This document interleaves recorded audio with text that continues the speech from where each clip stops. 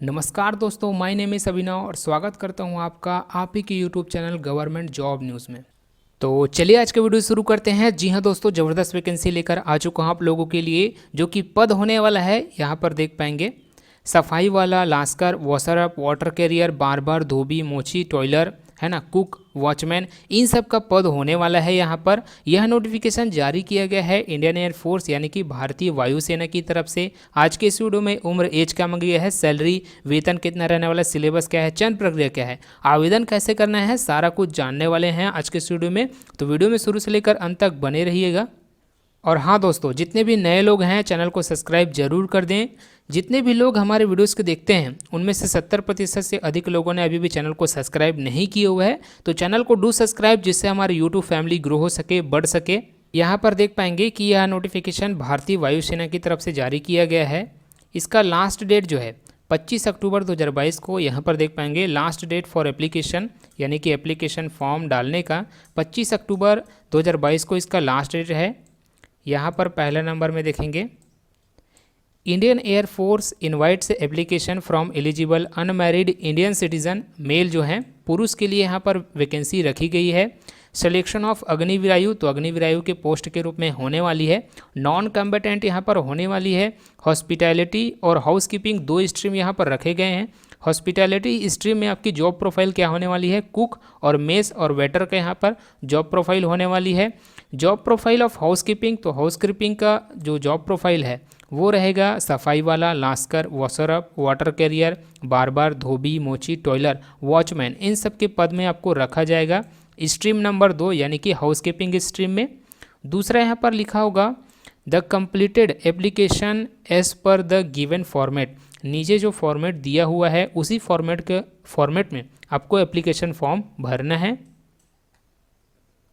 यह जो एप्लीकेशन है यह ऑफलाइन है, तो आपको पोस्टल के माध्यम से, पोस्ट ऑफिस जो होता है उसके माध्यम से आपको फॉर्म जो है भेजना है। यहाँ पर लिखा होगा any one of the following address, नीचे जो फॉलोइंग दिया है 5 एड्रेस यहाँ पर दिया हुआ है। यहाँ पर पहला एड्रेस, सभी जो एड्रेस हैं वो दिल्ली का है। यहाँ पर देख पाएंगे यहाँ पर 5 एड्रेस दिया हुआ है यहाँ पर, है ना।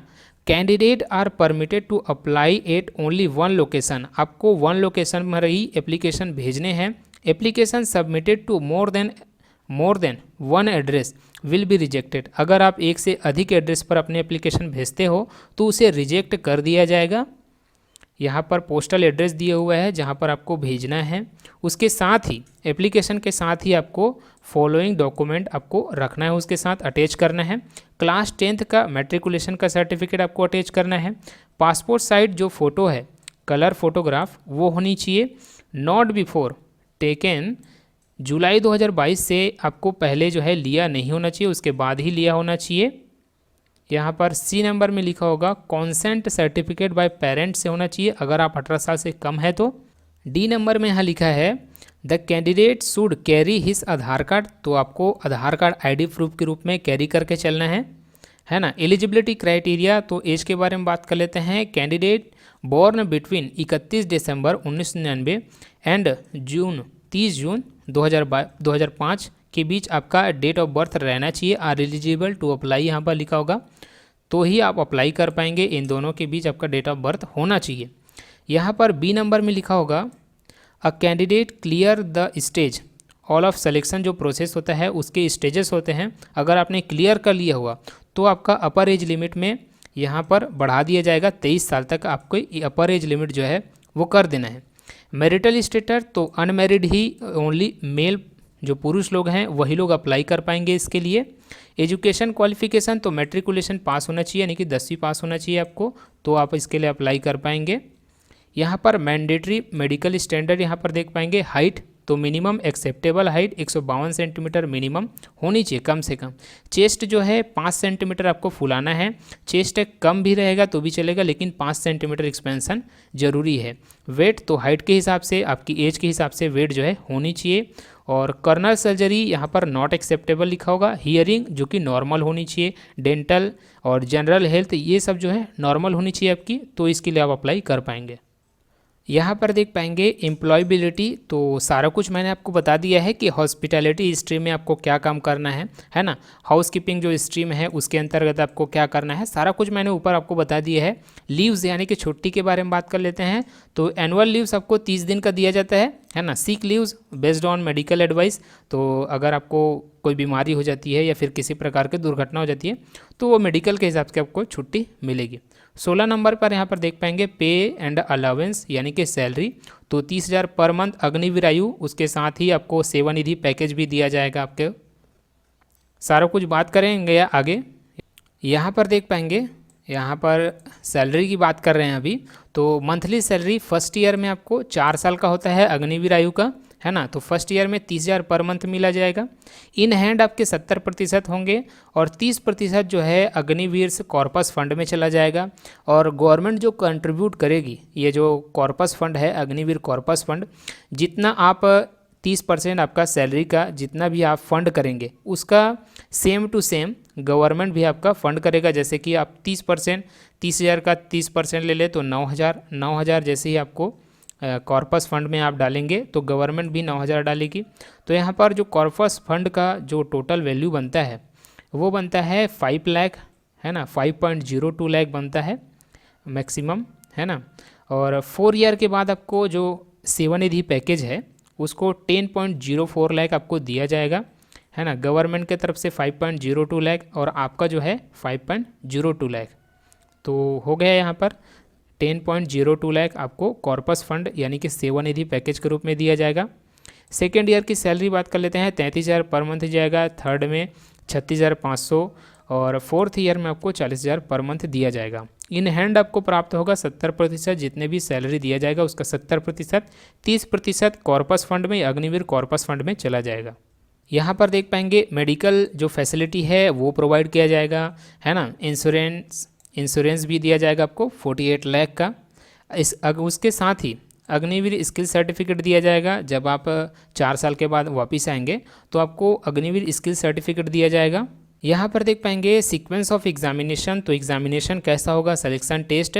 तो यहाँ पर देख पाएंगे रिटन टेस्ट होगा 20 नंबर का, स्ट्रीम प्रोफिशिएंसी टेस्ट होगा 30 नंबर का, फिजिकल फिटनेस टेस्ट जो कि क्वालिफाई करना है आपको, मेडिकल एग्जामिनेशन होगा फिट और अनफिट के रूप में आपको तय किया जाएगा। जो रिटन टेस्ट होगा 20 नंबर का, जो रिटन टेस्ट होगा उसका यहाँ पर देख पाएंगे जनरल नॉलेज होगा, है ना, और जर्नल इंग्लिश होगा 10-10 नंबर का, तो आपको इसके क्वालिफाई करना है आपको। यहाँ पर देख पाएंगे candidate has to score minimum 50% mark in each part. जैसे कि यहाँ पर 4 पार्ट दिया हुआ है ABCD में, है ना। रिटन टेस्ट इसमें 50% यानी कि जैसे कि 20 नंबर है तो 10 नंबर आपको अनिवार्य रूप से लाना है, तो ही आपको इसको क्वालिफाई कर पाएंगे। यहाँ पर लिखा होगा document required for verification during selection test at exam centre. अगर आप एग्ज़ाम सेंटर में जो है टेस्ट दिलाने के लिए जाओगे तो डॉक्यूमेंट उसके साथ ही वेरिफिकेशन किया जाएगा, जिसमें कैरेक्टर सर्टिफिकेट होना चाहिए आपका। दूसरा होना चाहिए कि ओरिजिनल मैट्रिकुलेशन पासिंग सर्टिफिकेट 10वीं का। तीसरा होना चाहिए कि ओरिजिनल मैट्रिकुलेशन मार्कशीट। यहाँ पर मैट्रिकुलेशन सर्टिफिकेट ओरिजिनल मांगा गया है for verifying candidate name, candidate का नाम, फादर नेम और डेट ऑफ बर्थ को वेरीफाई करने के लिए। यहाँ पर लिखा होगा फिटनेस क्राइटेरिया, तो 1.6 किलोमीटर आपको दौड़ना है ना, 6 मिनट 30 सेकेंड यानी कि 30 सेकेंड में, तो 6.5 मिनट में आपको 1.6 किलोमीटर की रन कंप्लीट करना है। यहाँ पर 10 पुशअप्स लगाने हैं आपको, 1 मिनट का समय दिया जाएगा। 10 सिटअप्स लगाना है, 1 मिनट का समय दिया जाएगा। और 20 स्क्वाट्स करने हैं, 1 मिनट का समय दिया जाएगा। कैसा कैसा होगा ड्यूरेशन इसका मैं आपको बता देता हूँ।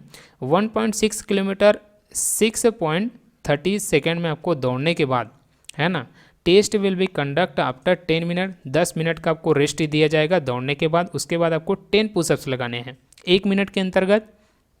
उसके जस्ट बाद आपको 2 मिनट का ब्रेक दिया जाएगा। यहाँ पर देख पाएंगे 2 मिनट का ब्रेक दिया जाएगा। जस्ट उसके बाद आपको करना है 10 सिटअप्स। उसके साथ ही आपको 2 मिनट का फिर समय दिया जाएगा, है ना। उसके बाद आपको 20 स्क्वाट्स करने हैं। 1 मिनट में टोटल समय पीरियड होगा आपका। तो आज के लिए बस इतना ही है, नोटिफिकेशन में बस इतना ही है। आशा करता हूँ कि मेरा यह प्रयास आपको अच्छा लगा होगा। अगर वैकेंसी से संबंधित कोई भी डाउट रहेंगे आप कमेंट करिए, हम उसका आंसर जरूर करेंगे। Thank you for watching this video.